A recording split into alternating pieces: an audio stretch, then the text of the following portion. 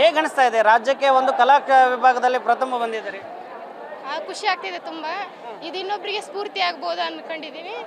ಇದು ನನ್ನೊಬ್ಬಳದೇ ಗೆಲುವಲ್ಲ, ಇಡೀ ಕಾಲೇಜಿಂದ ಗೆಲುವು. ಇದು ಇಡೀ ಕಾಲೇಜ್ ಶ್ರಮ ಹಾಕಿದೆ ಇದಕ್ಕೆ. ನಮ್ಮ ಕುಟುಂಬ ಹೋದ್ರು ನಮ್ಗೆ ಭಾಳ ಸಪೋರ್ಟಿವ್ ಆಗಿದ್ರು. ಮತ್ತು ಹಾಸ್ಟೆಲಲ್ಲಿ ಎಷ್ಟು ಚೆನ್ನಾಗೆಲ್ಲ ನೋಡ್ಕೊತಿದ್ರಲ್ಲ.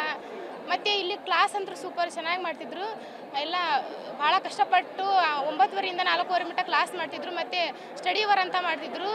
6 ಗಂಟೆಯಿಂದ 8 ಗಂಟೆ ಮಟ್ಟ ಸ್ಟಡಿ ಅವರ್ ಮಾಡಿ ಆಮೇಲೆ ಕಡೆ ಊಟ ಮಾಡಿ ಆಮೇಲೆ ಕಡೆ ನಮ್ಮದು ಶ್ರಮಗಳು ಭಾಳ ಇದ್ದಾವೆ. ನಾವು ಇಂಥ ಫೋಟೋಗ್ರಾಫರ್ ಮಗಳಾಗಿ ಒಂದು ಸಾಧನೆ ಮಾಡ್ಬೇಕಂತಂದೇ ನಿಮ್ಗೆ ಗೊತ್ತಿತ್ತಾ ಇದು ನಾನು ರಾಜ್ಯಕ್ಕೆ ಪ್ರಥಮ ಬರ್ತೀನಿ ಅಥವಾ ಈ ಥರ ಎಲ್ಲ ಸಂಭ್ರಮ ಇವತ್ತು ಇರುತ್ತಾ, ನಮ್ಮದೇ ಫಸ್ಟ್ ಬರುತ್ತೆ ಅಂತ ಗೊತ್ತಿತ್ತಾ ನಿಮಗೆ?